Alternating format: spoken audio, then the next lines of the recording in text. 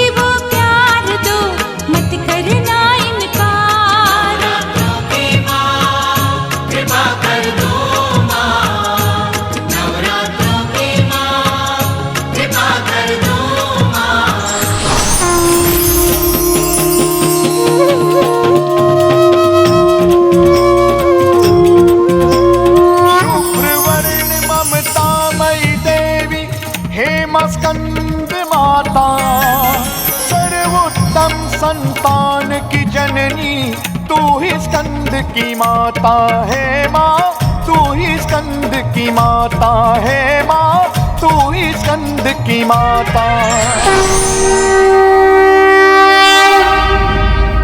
कल नवरात्रि का षष्ठम दिवस है।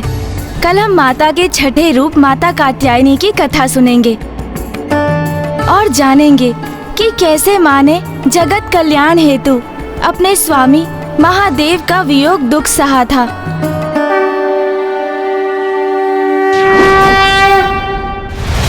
स्वामी कब लौटेंगे आप? यहाँ मेरे निकट आके मुझे अपने दर्शन कब देंगे आप? उमा, तुमसे दूर रहकर तो मैं भी अत्यंत विचलित हूँ।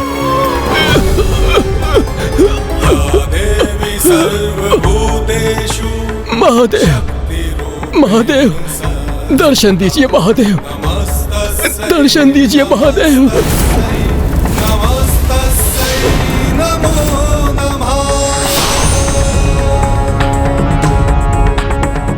माता, मुझे इस बंदी गृह से मुक्त कराइए। मैं यहाँ अपार कष्ट में हूँ माता।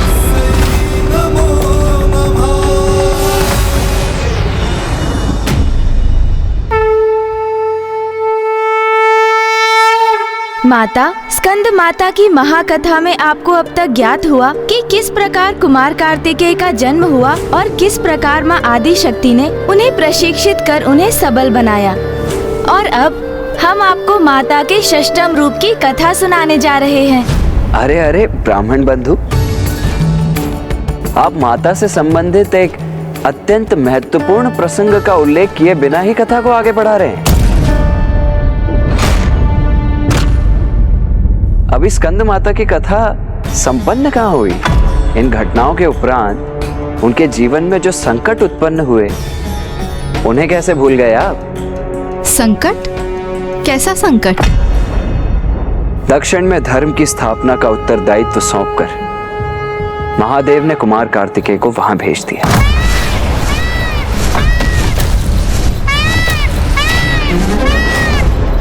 जिसके उपरांत पुत्र वियोग उन्हें सताने लगा और मैं पूर्ण विश्वास से कह सकता हूं कि अपने श्रेष्ठ एवं सर्वाधिक प्रिय पुत्र के वियोग की पीड़ा को मिटाने के लिए ही उन्होंने गणेश जी को उत्पन्न करने का निर्णय लिया। अर्थात गणेश जी का जन्म हुआ। तो ब्राह्मण बंधु ये बताइए, तो ये संकट कैसे हुआ? अरे आपको ज्ञात नहीं ब्राह्मण बंधु? गणेश जी तो कुमार कार्तिकेय के विपरीत बहुत ही नटखट थे, नटखट भी और उद्दंड भी। जहाँ कुमार कार्तिकेय मेधावी थे, बुद्धिमान थे और धैर्यवान थे, वहीं गणेश जी इतने उद्दंड थे कि उन्हें तो समझाना ही अत्यंत कठिन होता था। किंतु वो माता के दुलारे भी थे। उनके लिए माता की आज्ञा शिरोप्रिय थी।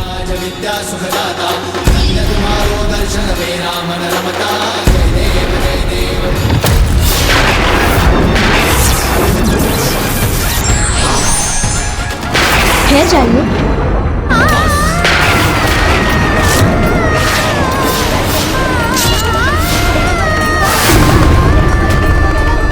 गज का मुख लगने के पश्चात गणेश जी का रूप पूर्ण हुआ। माता पार्वती ने उन्हें भी शिक्षा के साथ सुसंस्कार प्रदान किए और माता के उचित मार्गदर्शन के कारण ही उन्हें प्रथम पूज्य पद की प्राप्ति भी हुई। और वो विजेता हैं गजानन। प्रथम पूज्य गणेश की, प्रथम पूज्य गणेश की। प्रत्येक माता का एक ही लक्ष्य होता है कि वो अपनी संतान में उन सभी गुणों योग्यताओं का समावेश कर सके जिससे वो जीवन में श्रेष्ठता और सफलता प्राप्त कर सके। और माता ने स्कंद माता रूप में समर्पण और निष्ठा से माता होने का दायित्व निभाया। और इस प्रकार समाप्त होता है माता स्कंद की कथा। आइए अब हम माता आदि शक्ति के षष्ठम रूप माता कात्यायनी की कथा कहेंगे।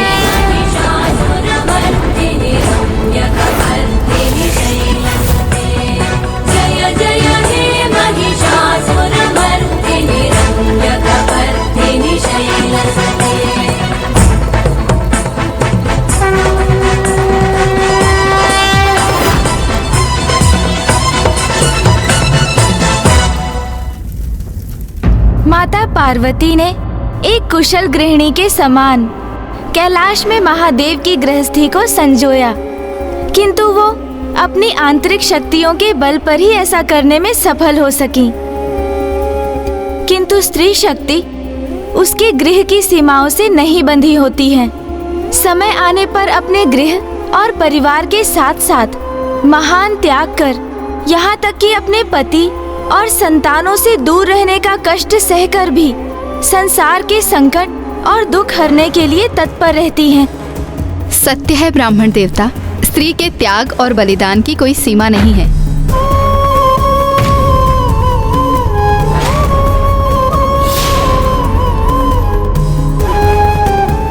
आपने सर्वथा उचित कहा माता।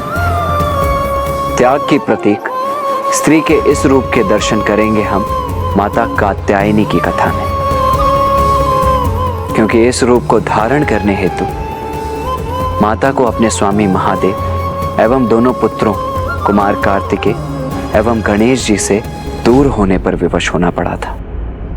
ये उस समय की घटना है जब संसार पर एक महा अत्याचारी दैत्य का आतंक छाया था और वो दैत्य महिष रूप में भी परिवर्तित हो सकता था।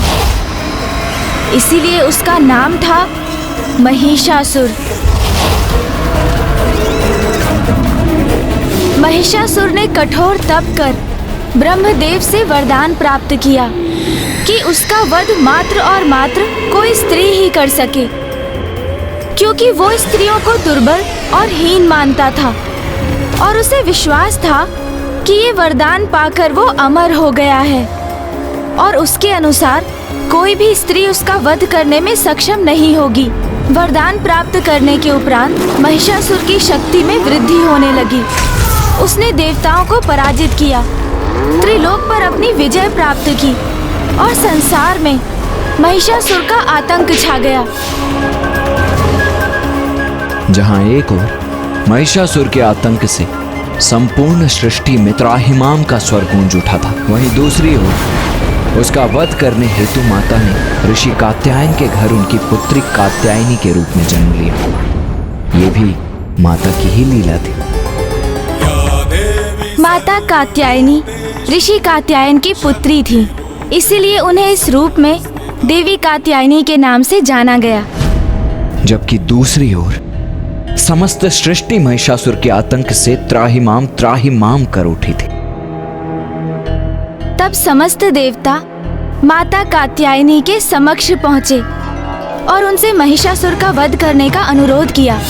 समस्त देवताओं को, हम त्रिदेवों को, समस्त जगत को आपकी आवश्यकता है। एकमात्र आप ही महिषासुर का वध कर सकती हो। महादेव के आवाहन पर सृष्टि के कल्याण हेतु माता ने कात्यायनी अवतार लिया। देवताओं ने अपनी समस्त शक्तियाँ एवं अस्त्र माता कात्यायनी को प्रदान किए और फिर माता कात्यायनी सिंह पर आरूढ़ होकर विंध्याचल पर्वत की ओर प्रस्थान कर गईं। विंध्याचल पर्वत? वहाँ क्यों गई माता? क्योंकि बड़े से बड़े पापी को सुधरने का एक अवसर प्रदान करती है माता। किंतु निरंकुश महिषासुर कहाँ संभलने वाला था, इसीलिए अब उसका अंत निकट ही था और माता भी उचित समय की ही प्रतीक्षा कर रही थी। सत्य ही है, विनाश काले विपरीत बुद्धि। क्योंकि जैसे ही महिषासुर को ज्ञात हुआ कि एक सुंदर साध्वी विंध्याचल पर्वत पर तपस्या में लीन है, तो उसने विवाह प्रस्ताव के साथ अपने संदेश वाहकों को माता के पास भेज दिया। जाओ, विंध्याचल जाकर मेरा प्रस्ताव दो उस कात्यायनी को। कहो उससे कि सर्वशक्तिमान महिषासुर उससे विवाह करना चाहते हैं। जाओ और जाकर अपने महाराज को मेरा संदेश दो कि यदि उन्हें मेरा वरण करना है तो उन्हें मुझसे युद्ध कर मुझे परास्त करना होगा। माता की चुनौती सुन महिषासुर का पुरुष होने का दंभ आहत हुआ और वो मूर्ख उनसे युद्ध करने चला गया। तब माता और महिषासुर के मध्य भीषण युद्ध हुआ और जिसमें माता ने उसकी संपूर्ण सेना एवं उसके सेनापतियों को नष्ट कर दिया और युद्ध के अंत में माता ने महिषासुर के वक्ष पर त्रिशूल प्रहार कर उसका वध किया और संसार को उसके आतंक से मुक्त कराया।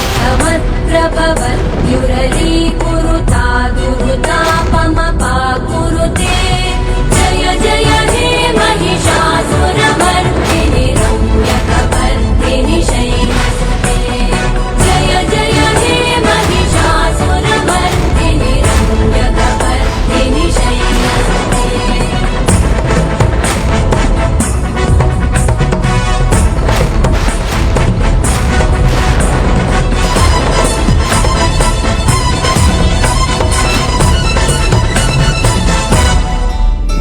तो आइए अब हम अपने षष्टम चक्र अजना चक्र पर ध्यान केंद्रित करते हैं, जो हमारे नेत्रों के ऊपर दोनों भ्रिकुटियों के मध्य बिंदु पर स्थित है। इसलिए इसे तृतीय नेत्र भी कहा जाता है। माता कात्यायनी की प्रार्थना करने हेतु अब आप अपना ध्यान उस बिंदु पर केंद्रित कीजिए।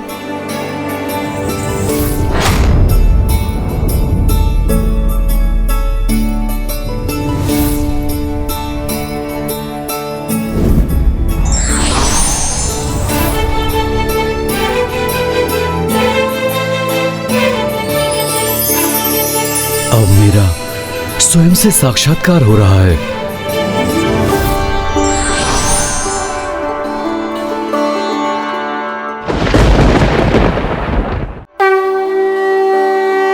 नवरात्रि के इस दिवस जो साधक माता की पूजा करते समय अपना सर्वस्व समर्पित करते हैं, उन्हें माता दिव्य दर्शन देती हैं और माता की कृपा से उसे अर्थ, धर्म, काम, मोक्ष इन चारों फलों की प्राप्ति होती है।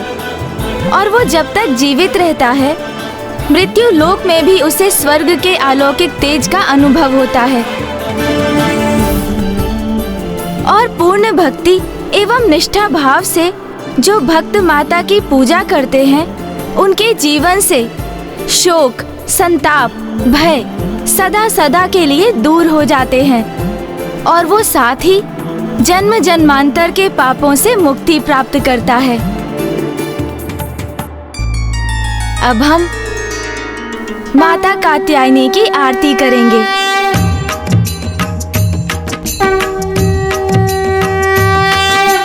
नवरात्रि का छठा है ये माँ कात्यायनी रूप, कलयुग में शक्ति बनी दुर्गा मोक्ष स्वरूप।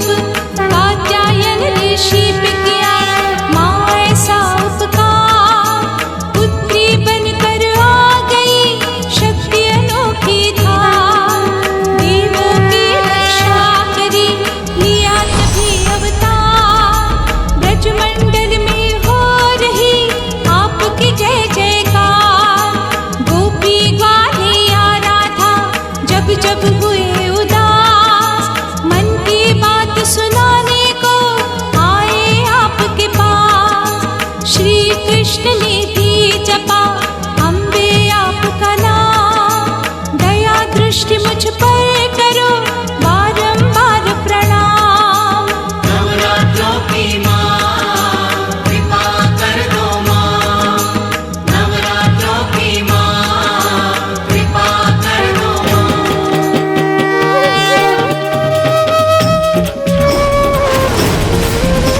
शक्ति रूप महिषासुर मर्दिनी हे मां कात्यायनी।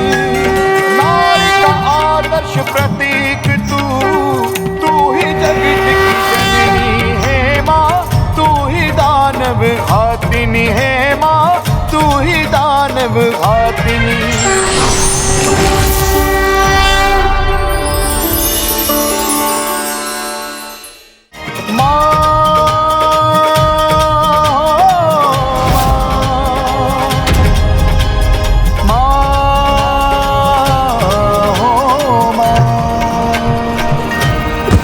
अग्निदेव, संभालिए अपने आप को।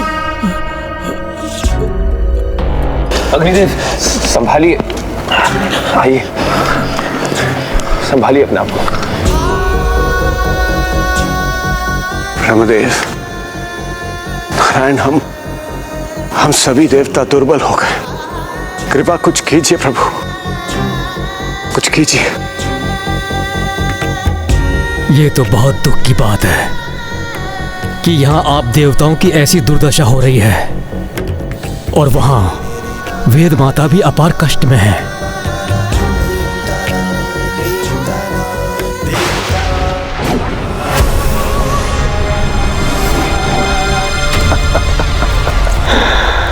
बहुत कष्ट हो रहा है वेद माता।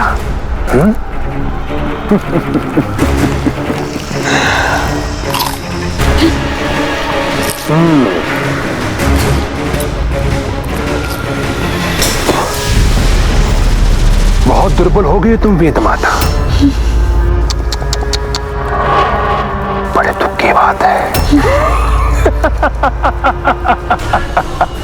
मुझे यहाँ से मुक्त करो दुर्गमासुर, मुझे यहाँ से प्रस्थान करने दो। वेद माता, तुम्हें मुक्त करूंगा तो संसार में ज्ञान का प्रसार होना पुनः आरंभ हो जाएगा। मनुष्य सदाचारी हो जाएंगे, ईश्वर की पूजा जग आदि में लीन हो जाएंगे।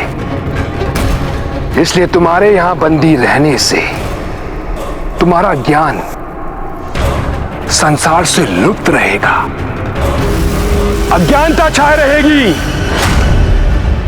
और मूर्ख अज्ञानियों को मैं किसी भी दिशा में भटकाकर अपना सेवक बना लूंगा।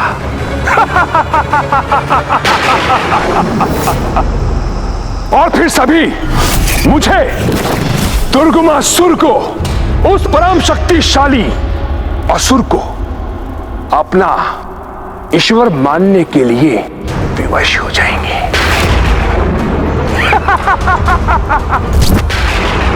वेद माता, मैं हूं दुर्गमासुर, जिसने ब्रह्मलोक से वेद माता का हरण कर संसार से वेदों का अस्तित्व ही मिटा दिया।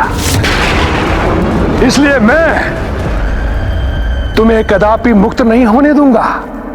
वेद माता। माता, माता आदिशक्ति, मेरी सहायता कीजिए माता।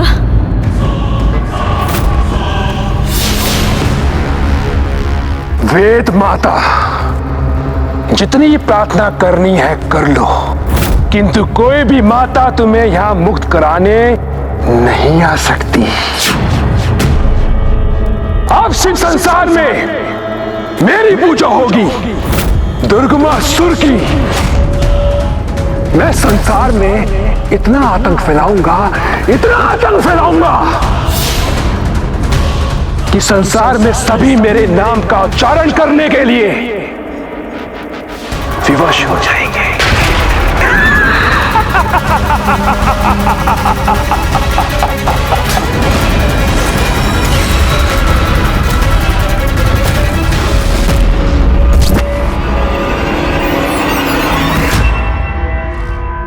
हमारे पास अब समय बहुत ही अल्प है महाराज, इसलिए माता की संपूर्ण कथा का समापन करना होगा हमें, क्योंकि मुझे आभास हो रहा है कि इस समय दुर्गमासुर के कारण संसार में पापाचार बढ़ता ही जा रहा है। यदि शीघ्र ही माता पिता का मिलन ना हो पाया तो उनकी अनुपस्थिति में दुर्गमासुर संसार का अहित पर अहित करता चला जाएगा। इसलिए दुर्गमासुर का वध करने के लिए माता पिता का मिलन होना अति आवश्यक है।